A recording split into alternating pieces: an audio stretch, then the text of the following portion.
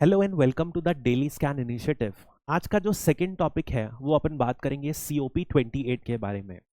COP28 Dubai United Arab Emirates में start हो चुका है 30 नवंबर से और ये 12 दिसंबर को फाइनली खत्म होगा, जब major leaders expected to sign a declaration. क्या क्या है इस COP मीटिंग में एजेंडा में, और कुछ फाइनली डिक्लेरेशंस क्या हासिल हो चुके हैं, इन सब के बारे में अपन बात करेंगे। Before getting into anything specific, अपन बात करते हैं कि सीओपी है क्या। तो इन जनरल यदि अपन बात करें तो UNFCCC यानी कि United Nation framework for climatic change convention on climatic change, this is the organization. तो हर साल 1995 सबसे पहले सेशन हुआ था, ये हुआ था जर्मनी में, से हर साल कंटिन्यूसली मीटिंग्स करता है, उसे बोलते हैं COP।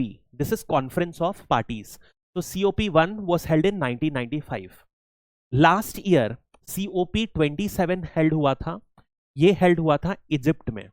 और अभी जो हो रहा है वो है COP28, जो कि राइट नाउ UAE में, दुबई में, जिसको सेलेक्ट किया गया है इस कॉन्फ्रेंस के लिए। यदि अपन समझते हैं UNFCCC है क्या, तो 1990s के दौर पर क्या हुआ था, एक अर्थ समिट हुई थी 1992 में, प्रिसाइज अर्थ समिट हुई थी। ये समिट कहां पर हुई थी? ब्राजील में हुई थी, रियो में, रियो डी जेनेरो में। अब इस फ्रेमवर्क में क्या हुआ था, प्रॉब्लम बहुत सारी आ रही थी कि जो इन्वायरमेंट की प्रॉब्लम्स थी वो लगातार कुछ समय से बढ़ते जा रही थी, और साइंटिस्ट लोगों का मानना था कि ये environmental problem is going to threaten the very existence of the earth, the humanity. तो कुछ रेगुलेशंस की जरूरत है ताकि हम क्लाइमेट चेंज को कंट्रोल कर सकें, सस्टेनेबिलिटी को इंश्योर कर सकें और बायोडाइवर्सिटी को प्रोटेक्ट कर सकें, क्योंकि यही तीन मेजर चैलेंजेस आ रहे थे। तो एक अर्थ कॉन्फ्रेंस हुई थी, इस कॉन्फ्रेंस में यूनाइटेड नेशंस के मेंबर्स ने पार्टिसिपेट किया था, और इसके तहत तीन मेजर आउटकम्स डिसाइडेड हुए थे। सबसे पहला था UNFCCC, तीसरा था CBD, और सेकंड था CBD, और तीसरा था एजेंडा 21। अब UNFCCC मतलब United Nation framework convention on climatic change, मतलब कि क्लाइमेट चेंज को टैकल करने के लिए ये कन्वेंशन स्टेप्स लेगा। वहीं CBD मतलब कि कन्वेंशन फॉर बायोलॉजिकल डाइवर्सिटी, मतलब कि बायोडाइवर्सिटी को प्रोटेक्ट करने के लिए ये एक कन्वेंशन बनाया गया था। और लास्ट था एजेंडा 21, जो कि फॉरेस्ट को सस्टेनेबल बनाने के लिए, प्रोटेक्ट करने के लिए ये लाया गया था। तो this was, you can say that sustainability what's its major goal. इसी के तहत दोनों के COP रेगुलर होते हैं, कॉन्फ्रेंस ऑन पार्टीज जो मीटिंग होती है, और इसी UNFCCC का जो कॉन्फ्रेंस है अभी वो कहां पर हो रहा है? UAE में हो रहा है। So this is the background जिसकी अपन बात कर रहे हैं। अब इसी में यदि अपन समझते हैं तो हर कॉन्फ्रेंस ऑफ पार्टीज में आप देखोगे बेसिक प्रॉब्लम वही रहती है। हमेशा डेवलपिंग वर्ल्ड और डेवलप्ड वर्ल्ड के बीच में इशू रहते हैं। तो डेवलप्ड वर्ल्ड यदि आप देखोगे, ये ट्रेडिशनली ज्यादा क्लाइमेट चेंज के लिए रिस्पॉन्सिबल हैं, क्योंकि यही सबसे ज्यादा ग्लोबल ग्रीन हाउस गैसेस को ग्लोबली अभी तक एमिट किए हैं। और डेवलपिंग वर्ल्ड ज्यादा वल्नरेबल है, तो जो कॉस्ट पे करना पड़ा है इन टर्म्स ऑफ डिजास्टर, ये ज्यादा भुगत रहे हैं। जैसे कि पाकिस्तान में 2 साल पहले बहुत सीवियर फ्लड आया, कितने बिलियंस ऑफ डॉलर्स का नुकसान हो गया। क्या पाकिस्तान ग्रीन हाउस गैस का मेजर एमिटर है? नहीं, लेकिन ब्रंट बेयर कर रहा है, बिल्कुल। ऐसे ही छोटी छोटी कंट्रीज हैं, आइलैंड कंट्रीज हैं, वो भी बेयर करती हैं। तो हमेशा डेवलपिंग वर्ल्ड और डेवलप्ड वर्ल्ड के बीच में एक टसल होती है। डेवलप्ड वर्ल्ड को देना चाहिए फंड, टेक्नोलॉजी, इसको डेवलपिंग वर्ल्ड को, वो जो देने से मना करते आए हैं, और डेवलपिंग वर्ल्ड इनसे डिमांड करती है हमें ये चाहिए। साथ ही साथ हमारे एमिशन को आप अभी कंट्रोल मत करो, क्यों? क्योंकि हमारी डेवलपमेंट नीड्स अभी तक मेट नहीं हुई है, और हम ट्रेडिशनल ग्लोबली या हिस्टोरिकली हम एमिशन के लिए रिस्पॉन्सिबल नहीं है। तो यही इशू आपको इस बार भी देखने मिलेगा, that is the basic idea. अब उसके बाद एक स्पेसिफिक चीज जो एक्सपेक्टेड है वो है कि COP28 midst of to Wars के बीच में हो रहा है, इजराइल गाजा और रशिया यूक्रेन वॉर के बीच में हो रहा है। इस पूरे के पूरे कंफ्लिक्ट में हो रहा है, environment is becoming the victim. बहुत ज्यादा एमिशन होता है वॉर के प्रोडक्शन से, बॉम्ब ब्लास्ट से, कंटामिनेशन ऑफ लैंड होता है, जिससे कि माना जा रहा है कार्बन जो रिलीज होगा बहुत ज्यादा बढ़ जाएगा और लैंड डिग्रेडेशन बहुत ज्यादा बढ़ जाएगा in Palestine, particularly due to the bombing of Israel. बहुत सारे क्लाइमेटिक इंपैक्ट्स होंगे और सबसे इंपॉर्टेंट जो फंड मिलना चाहिए था इन्वायरमेंट प्रोटेक्शन के लिए, अब वो वॉर एफर्ट्स को में बढ़ावा दे रहा है। That is the idea. इसी बैकड्रॉप में क्या हुआ था, 2015 में यूएनएफसीसी का एग्रीमेंट हुआ था। This was known as Paris agreement. The broader aim of Paris agreement was कि प्री इंडस्ट्रियल लेवल से, मतलब कि 1750s के अराउंड जितना अर्थ का टेम्परेचर था उतना टेम्परेचर उसको यदि टी माने तो उससे T+2 डिग्री सेल्सियस राइज को अपन रोकना है। That is the broader aim and preferably 1.5 degree Celsius से टेम्परेचर कम रहे, ऐसा हम सारी कंट्रीज जो UNFCCC के मेंबर्स हैं मिलकर कोशिश करेंगे। That was the idea. But अभी क्या माना जा रहा है, लेटेस्ट कुछ रिपोर्ट आई थी यूनाइटेड नेशन इन्वायरमेंट प्रोग्राम की, वो ये बोलती है कि अभी जैसे चल रहा एमिशन इसी तरीके से चलते रहा तो भैया ये आप 1.5 डिग्री 2 डिग्री तो भूल जाओ, 2.9 डिग्री से हॉटर हो सकता है इसी सेंचुरी के खत्म होते होते। मतलब कि हम जो पेरिस एग्रीमेंट में जो भी डील्स रीच किए थे, इट विल बी ब्रीज्ड यदि एमिशंस ऐसे ही चलते रहे तो। That is the idea. अब इसमें सबसे पहला जो एजेंडा है वो है ग्लोबल स्टॉक टेक का। स्टॉक टेक ये क्या था, पेरिस एग्रीमेंट में ही एक आर्टिकल था विच वॉज आर्टिकल नंबर 14। उस आर्टिकल में बोला क्या था, जैसे कि स्टॉक टेक मतलब एक तरीके से इसका मतलब हुआ हम इन्वेंटरी को समझेंगे। तो ये पूरी की पूरी इन्वेंटरी को हम समझेंगे किस किस रिगार्डिंग अपन बात कर रहे हैं, तो क्लाइमेट चेंज का। तो मतलब कि ग्रीन हाउस गैसेस नंबर 1, दूसरा आएगा क्लाइमेट रेजिलियंस, क्लाइमेट में कितना चेंज आया है, एंड फाइनली फाइनेंस, क्लाइमेट के लिए कितना फाइनेंस दिया जा रहा है। तो ये इन्वेंटरी को हम हर 5 साल में इन डेप्थ स्टडी करेंगे। तो जब एग्रीमेंट हुआ तब से हर 5-5 साल में स्टडी किएंगे। तो अभी जो हो रहा है 2023 में पहला हो रहा है, सब्सिक्वेंट हर 5 साल में ये स्टडी किया जाएगा। This is the meaning of global stock take. कितनी प्रोग्रेस अचीव हुई है, कितनी एक्सपेक्टेड थी, और फाइनेंस में, ग्रीन हाउस गैस एमिशन में और क्लाइमेट इन जनरल कैसे वेरी किया है, ये मतलब है स्टॉक टेक का। अब इसका एम क्या करना है, ऐसा नहीं है कि सिर्फ इसे निकालेंगे, एक कॉम्प्रिहेंसिव डेटाबेस है। इतना एग्जॉस्टिव स्टडी अभी तक कभी भी नहीं की गई है, इस एक्सटेंट तक का ये स्टॉक टेक होगा, पूरा इन्वेंटरी को एसेस करेगा। अब इसका काम क्या है, ये इवैल्यूएट करेगा कि जो हमारे टारगेट्स हैं वो कितने ज्यादा अचीव हुए हैं और आइडियली क्या होना चाहिए। देयरफॉर आइडियली से ये आइडियल सिनेरियो है और ये हमारा प्रेजेंट सिनेरियो है, तो जो गैप रहेगी ये गैप को आइडेंटिफाई करेगा और ये जो गैप को आइडेंटिफाई करने के बाद इट वुड बी एक्टिंग ऐसा फ्रेमवर्क कि ग्लोबली क्या करना चाहिए हमें कि जो आइडियल पाथ है और जो प्रेजेंट पाथ है दोनों सिमिलर हो जाए। That is the idea. तो ये क्या होगा, ये कंट्रीज के लिए एक फ्रेमवर्क प्रेजेंट करेगा। कंट्रीज अपने खुद के टारगेट सेटअप करती हैं, नेशनली डिटरमाइंड कंट्रीब्यूशन जिसे बोलते हैं, किस तरीके से वो अपने कंट्रीब्यूशन को अचीव करेंगे, ग्रीन हाउस गैसेस को कट करेंगे, और कंपनीज के लिए भी ये एक फ्रेमवर्क बनेगा। That is the idea. Country को अपनी कमियों के बारे में पता चलेगा, इससे वो एक फ्रेमवर्क पर डिसाइड कर सकते हैं। This is the idea of stock take. सबसे इंपॉर्टेंट फंड्स की बात होगी। अब फंड्स यदि अपन बात करें तो 2 तरीके से होते हैं। एक होता है डायरेक्ट। डायरेक्ट फंड मतलब हमने बात किया डेवलप्ड वर्ल्ड डेवलपिंग कंट्रीज को पैसा देगा। क्यों देगा, क्योंकि they are the one responsible for the present climate crisis.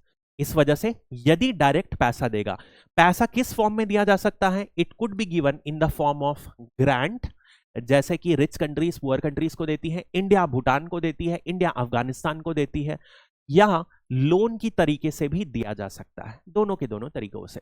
अब नॉर्मली डेवलप्ड कंट्रीज ग्रांट को तो अवॉइड करेंगी, लोन के फॉर्म में दिया जाएगा। और दूसरा मैकेनिज्म होता है मार्केट मैकेनिज्म। मार्केट मैकेनिज्म मतलब कुछ कैप एंड ट्रेड तरीके का करते हैं, जो अपन बात करेंगे डिटेल में, जिसे कि कार्बन ट्रेड बोलते हैं। और एक स्पेसिफिक फंड की बात करेंगे जो है लॉस एंड डैमेज फंड, इसके बारे में अपन डिटेल में बात करेंगे। अब ये एस्टिमेट किया जा रहा है कि ओईसीडी जो अभी बोल रही है, इनका कहना है कि हम 100 बिलियन जो हमने 2009 में अनाउंस किया था, 100 बिलियन डॉलर्स, वो हम दे चुके हैं। This is they are suggesting. लेकिन डेवलपिंग कंट्रीज इसको कंटेंड करते हैं कि आपने नहीं दिया। दूसरी चीज, G20 अभी जो डिक्लेरेशन हुआ था न्यू दिल्ली में, जो लीडर्स डिक्लेरेशन हुआ था, उसमें उन्होंने प्रेडिक्ट किया था कि 5.8 से 5.9 ट्रिलियन, मतलब close to 6 trillion US dollar चाहिए डेवलपिंग कंट्रीज को, यदि उन्हें नेट जीरो टाइम पर अचीव करना है तो।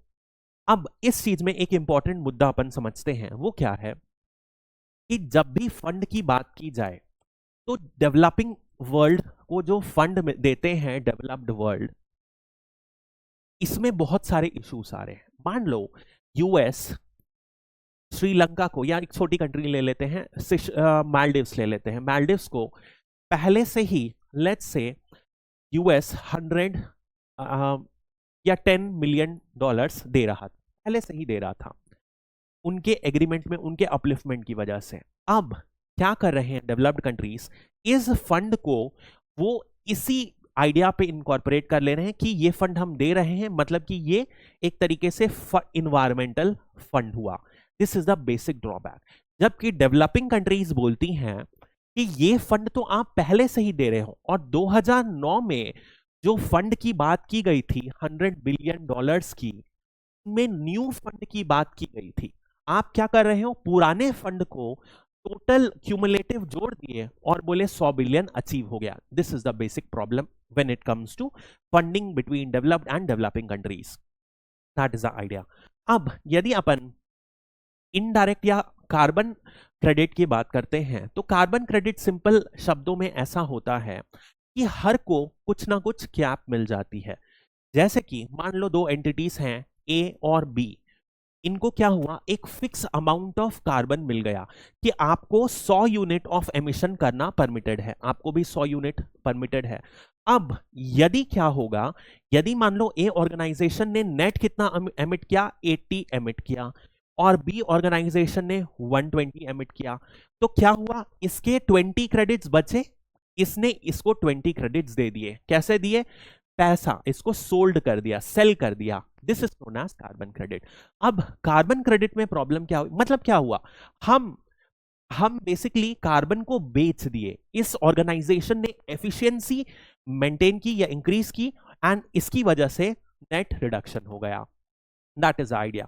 मतलब कि आइडिया क्या है, फ्री मार्केट, जैसे कि नॉर्मल अपन मार्केट इकोनॉमी में पढ़ते हैं कि फ्री मार्केट प्रमोट कर रहा है कि आप एफिशिएंसी को रीच करो, वैसे ही मार्केट प्रमोट कर रहा है कि आप कम से कम पैसों में, कम से कम कार्बन में अचीव करो अपना जो भी प्रोडक्शन है, उसके बाद जो एक्स्ट्रा क्रेडिट्स आपको मिले हैं आप उसे दूसरों को बेचकर पैसा कमा लो। This is the idea. Free market it's used to achieve environmental goals. अब लेकिन इसमें बहुत सारे प्रॉब्लम्स हैं, और वही अपन देखते हैं कि क्या कंटेंशियस इशू बन सकते हैं। सबसे पहले कितना क्रेडिट किसको ऑथराइज होगा, ये प्रॉब्लम है। उसके बाद उसकी कॉस्ट को करना प्रॉब्लम है। अब एक मेजर प्रॉब्लम आती है, वो है डबल काउंटिंग। डबल काउंटिंग क्या होती है, जैसे अभी अपन ने दिया, अब ए ने बी को 20 क्रेडिट्स दिए, कार्बन क्रेडिट्स दिए, तो बी ने जो फंड दिया ए को, आप समझ रहे हो, ये उसकी पनिशमेंट थी क्योंकि वो फुलफिल नहीं कर पाया। लेकिन इसी को ये जो 20 यूनिट की कॉस्ट है, लेट्स से 20 यूनिट्स की कॉस्ट है $100, ये $100 को काउंट कर लेगा कि हम इन्वायरमेंट में फंड दिए, समझ रहे हो। तो एक तरीके से इन्होंने यहां पर भी काउंट कर लिया, पनिशमेंट में भी काउंट कर लिया, और इन्वायरमेंट फंड में भी कंट्रीब्यूट कर लिया। तो डबल काउंटिंग इन फंड्स में बहुत ज्यादा होती है, इंश्योर करना पड़ेगा कि डबल काउंटिंग ना हो। This is the basic idea. Similarly ऐसा ही फॉरेस्ट के लिए भी होता है, जिसे बोला जाता है REDD provision, reduction of emission from deforestation and degradation. मतलब कि ऐसा ही क्या होता है, डेवलपिंग कंट्रीज को, जैसे ये फॉरेस्ट है, ये फॉरेस्ट को प्रोटेक्ट करने के लिए कुछ पैसा मिलता है, प्रोटेक्ट करने के लिए पैसा मिला, इस पैसे को कौन देता है, डेवलपिंग कंट्रीज। तो यदि डेवलपिंग कंट्रीज ने यहां फॉरेस्ट बचा के रखा है, मतलब कि उन्होंने अपने डेवलपमेंट को कॉम्प्रोमाइज किया है, और इस डेवलपमेंट के कॉम्प्रोमाइज करते हुए उन्होंने फॉरेस्ट को बचाया है, तो आपको फंड मिलता है। लेकिन फिर यहां पर भी डबल काउंटिंग का इशू आ जाता है, और क्या बेस लाइन होगी, वो एक मेजर इशू आ जाता है। इस तरीके की प्रॉब्लम्स आती हैं। अब थर्ड जो टॉपिक होगा वो होगा एक फॉसिल फ्यूल्स का। हर बार सीओपी में होता क्या है कि डेवलप्ड वर्ल्ड यदि आप देखोगे वो किस में मेजरली डिपेंडेंट है, ऑयल एंड गैस में, और जो डेवलपिंग कंट्रीज हैं वो किस में डिपेंडेंट है, वो डिपेंडेंट है कोल पे। कोल ज्यादा डर्टी फ्यूल है, बिल्कुल सही बात है, लेकिन डेवलपिंग कंट्रीज को बोला जाता है कि आप कोल को फेज आउट कर दो, हम ऑयल एंड गैस को नहीं फेस आउट कर सकते। मतलब कि बात ऐसी हुई, तुम्हारी नीड हमारी नीड नहीं है नीड, यही वाली बात हुई। इस वजह से प्रॉब्लम क्रिएट होता है। तो इंडिया ने बहुत क्लियरली स्टैंड लिया है बहुत बार हर सीओपीस में कि हम कोल को फेज आउट नहीं कर सकते। हमारी पर कैपिटा जो एमिशन है दुनिया से 1/3 नीचे है, हमारी डेवलपमेंट नीड्स है, हमें लोगों को एनर्जी प्रोवाइड करना है, लोगों को डेवलपमेंट पाथ पे ले जाना है, तो हम ये नहीं फेस आउट कर सकते। हम आपकी नीड समझ रहे हैं कि यूरोप को ऑयल एंड गैस की नीड है, तो हम ये नहीं बोल रहे कि आप ऑयल गैस को हटाओ, इसलिए आप हमें भी मत बोलो। That is the idea. और एक और जो नया अभी इंडिया फोकस कर रहा है वो रिन्यूएबल एनर्जी में, पर्टिकुलरली कौन सी एनर्जी, सोलार एनर्जी। इस वजह से इंडिया ने एक न्यू दिल्ली में, Gurugram to be precise, Gurugram में इंटरनेशनल सोलार अलायंस एक बनाया था। तो ये ऑर्गेनाइजेशन को इंडिया लगातार सोलार एनर्जी के एक्सपेंशन के लिए पुश कर रहा है, जिसे अभी 60+ कंट्रीज ने ज्वाइन कर लिया है, इंक्लूडिंग यूएई जो इस बार का होस्ट है, यूरोपियन यूनियन और फाइनली यूएस, ये भी ज्वाइन कर लिया, मेजर एमिटर्स ने ज्वाइन कर लिया है। तो इंडिया होप कर रही है कि इस सीओपी में सारे के सारे जो 195 मेंबर्स हैं यूएनएफसीसीसी के, वो इसको ज्वाइन कर लें, जिससे रिन्यूएबल एनर्जी के स्केलिंग में, उसके आरएनडी में एक बड़ा पुश मिल सकता है। That is the idea. Next आएगा टेक्नोलॉजी का फोकस।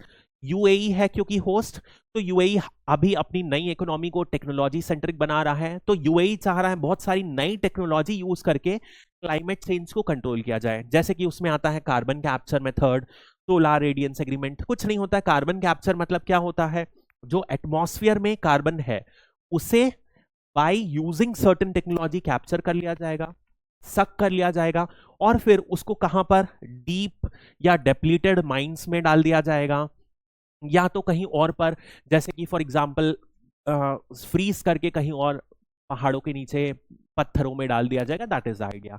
सोलार रेडियंस ऐसा है कि मान लो ये सन है और ये अर्थ है, तो अर्थ की ही लेयर से सनलाइट आ रही है। यदि अपन किसी तरीके से इस रेडिएशन को ही बाहर रिफ्लेक्ट कर दे, ठीक है, जिसको अपन बोलते हैं एल्बिडो, जो रिफ्लेक्टेड होती है, एटमॉस्फेयर से ही रिफ्लेक्ट कर दे, तो होगा क्या, यदि सनरेस एटमॉस्फेयर के नीचे अर्थ में आई ही नहीं तो कम हो जाएगा। तो यहां पर आइडिया है कि एरोसॉल आप डाल सकते हो। एक बार किसी ने प्रपोज किया था कि ग्रेट मिरर लगा दो आप स्पेस में, जिससे कि मोस्ट ऑफ द चीज रिफ्लेक्ट हो जाएगी। ऐसी नई टेक्नोलॉजी में यूएई चाह रहा है, बट प्रॉब्लम क्या है, ये सारी टेक्नोलॉजी अभी टेस्टेड नहीं है और बहुत कॉस्टली है।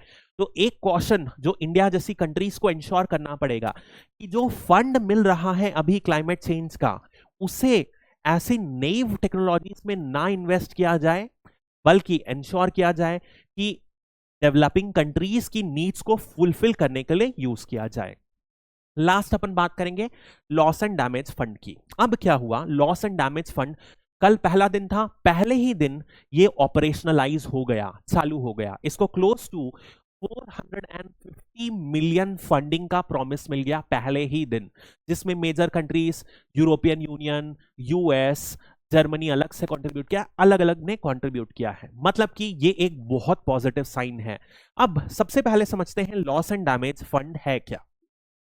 अब हो क्या रहा है, क्लाइमेट चेंज बिल्कुल और बिल्कुल रियलिटी बन चुकी है। इसकी वजह से क्या हो रहा है, कुछ लॉस तो हो ही रहा है। मतलब कि जैसे कि फॉर एग्जाम्पल, क्या हमारे ग्लेशियर्स पिघल रहे हैं? क्या ग्लेशियर्स पिघल रहे हैं तो उसकी वजह से बहुत सारे नुकसान हो रहे हैं। एक सिंपल एग्जांपल यदि अपन समझे कि ग्लोबल वार्मिंग से जो सी सरफेस टेम्परेचर है वो बढ़ रहा है, इस टेम्परेचर के बढ़ने की वजह से जो साइक्लोन की इंटेंसिटी है वो बढ़ रही है। तो जो भी छोटी छोटी आइलैंड कंट्रीज हैं उनको साइक्लोन की वजह से ज्यादा डिजास्टर फेस करना पड़ा। अब आप कुछ भी कर लो, साइक्लोन की वजह से डैमेज और लॉस तो होगा ही होगा, बढ़ रहा है। That is the idea. मतलब कि ऐसे डैमेज जो कि क्लाइमेट चेंज की वजह से रियलिटी है और उन्हें बिल्कुल भी हटाया नहीं, कुछ भी अपन कर लें वो डैमेज एंश्योर्ड है, उसको बोला जाता है लॉस एंड डैमेज। तो ये डैमेज को जो होता है बिकॉज डेवलप्ड कंट्रीज की वजह से ये डैमेज हो रहा है, इसलिए एक फंड बनाया गया लॉस एंड डैमेज फंड, जिसमें डेवलपिंग कंट्रीज को पैसा मिलेगा जो जिसकी वजह से वो डैमेज जो हुआ है उसको कंपनसेट कर सकें। That is the basic idea. तो ये फंड को पिछले साल 2022 में ही इजिप्ट में बनाया गया था और 2023 के दुबई के सीओपी में इसे ऑपरेशनलाइज कर दिया गया। एक और बात है कि अभी वर्ल्ड बैंक इसका होस्ट है। अब ध्यान रखिएगा, यदि वर्ल्ड बैंक होस्ट रहेगा तो इसमें बहुत सारी ऑब्जेक्शंस हैं। क्या ऑब्जेक्शंस हैं? वर्ल्ड बैंक का जो वोटिंग पावर है वो कैसा है, वो है कितना पैसा उन्होंने कंट्रीब्यूट किया है इस ऑर्गेनाइजेशन पर, उस बेसिस पर उनको वोटिंग राइट्स मिलती हैं, उनका परसेंटेज ऑफ वोटिंग शेयर इसी वर्ल्ड बैंक के उसमें जाता है, राइट। अब कौन इसमें डोमिनेंट है? डेवलप्ड कंट्रीज का ज्यादा पैसा है। डेवलप्ड कंट्रीज एक तरीके से अलायंस बना के कोई भी प्रपोजल को ब्लॉक कर सकती हैं, इस वजह से ये प्रॉब्लम है। वर्ल्ड बैंक यदि इसका ट्रस्टी बनता है, सेक्रेटरीट बनता है, तो ये प्रॉब्लम है। इसलिए बहुत सारी कंडीशंस इंपोज की गई है कि कभी भी one of the prominent condition is, यदि वर्ल्ड बैंक और जो लॉस एंड डैमेज फंड की जो कमिटी बनी गई है उन दोनों में कभी भी कंफ्लिक्ट होती है तो लॉस एंड डैमेज की कंफ्लिक्ट की बात को माना जाएगा, वर्ल्ड बैंक की बात को नहीं माना जाएगा। That is the basic idea. आप समझ रहे हो, पैसा दे रहे हैं उसमें भी पॉलिटिक्स लगा रहे हैं कि हमारे हाथ में कंट्रोल रहे। This is the politics of climate change, this is the politics at the international bodies. अब यदि अपन समझते हैं तो वर्ल्ड बैंक इंटरिम ट्रस्टी रहेगा, एक सेक्रेटरीट मैनेज करेगा, वो वर्ल्ड बैंक में ही रहेगा। इसे 4 साल के लिए ये टाइम दिया गया है, 4 साल के बाद रिवाइज हुआ जाएगा। यदि ठीक रहा, एग्री रहा तो ठीक वर्ल्ड बैंक ही कंटिन्यू करेगा, वरना एक इंडिपेंडेंट एंटिटी बनाई जाएगी। इसके बाद डेवलपिंग कंट्रीज फंड मानने के लिए एलिजिबल है इस फंड से, ठीक है। जो पेमेंट देंगे वो कौन देंगे? Voluntary payment. जैसे मैंने अभी बताया 450 मिलियन का पेमेंट आ गया, ये कैसे दिया गया? कंट्रीज ने स्व इच्छा से, खुद की इच्छा से कंट्रीब्यूट किया। एक स्पेशल कोटा बनाया गया है। कोटा किसके लिए बनाया गया है? जो ज्यादा वल्नरेबल कंट्रीज हैं। ज्यादा वल्नरेबल कंट्रीज हैं, एक आती है LDCs, लीस्ट डेवलप्ड कंट्रीज, और दूसरा आता है small island development countries, SIDC, small island development countries. ये थोड़ा सा भी यदि सी लेवल राइज होता है तो ये डूब जाएंगे, दैट इज अ वल्नरेबिलिटी, ठीक है। This is the issue. लेकिन अभी जो मेजर इशू आ रहा है, ये कब रेप्लिनिश होगा ये अभी तक नहीं बताया गया है। That is a major issue. कितने टाइम में फ्यूचर फंड दिया जाएगा इसकी कोई बात नहीं की गई है। यदि अपन देखें 450 मिलियन एक बड़ा कंट्रीब्यूशन साउंड कर रहा है, लेकिन जो एक्चुअल था वो 2009 में कोपोहैगन समिट हुई थी, उसमें अनाउंस था, उसमें 100 बिलियन अनाउंस था। तो उसके कंपैरिजन में ये बहुत ही मीनियल है। देयरफॉर जरूरत क्या है, क्योंकि आगे में माना जा रहा है 1.5 trillion dollar climatic cost developing countries को फेस करनी पड़ेगी। तो इस फंड को बढ़ाने की जरूरत है, टेक्नोलॉजी को इंप्रूव करने की जरूरत है, and efficient utilization of the fund की जरूरत है। क्योंकि जो डेवलपिंग कंट्रीज हैं एक मेजर चंक ऑफ GDP को लूज कर रही हैं। कुछ बोलते हैं कि 8% के आसपास एवरेज में डेवलपिंग कंट्रीज लूज कर रही हैं क्लाइमेट चेंज की वजह से। माना यह जा रहा है कि यदि अपनी ग्रोथ को सस्टेन करना है तो दोनों डेवलप्ड वर्ल्ड, डेवलपिंग वर्ल्ड को एक कंसेंसस में लाना पड़ेगा। क्योंकि क्लाइमेट चेंज ऐसा नहीं है कि फ्यूचर में होगा, अभी एक रियलिटी है जो ऑलरेडी हो रहा है, जो ऑलरेडी हमारे एग्जिस्टिंग डेवलपमेंट को थ्रेटन कर रहा है। इस वजह से लेट्स होप टुगेदर कि इस COP28 में कुछ कॉन्क्रीट एग्रीमेंट्स आएंगे और क्लाइमेट चेंज को प्रिवेंट करने के लिए एक सक्सेसफुल पाथ में दोनों डेवलप्ड और डेवलपिंग कंट्रीज आगे बढ़ पाएंगे. With this positive note, let's end this daily stands topic. Thank you and have a nice day.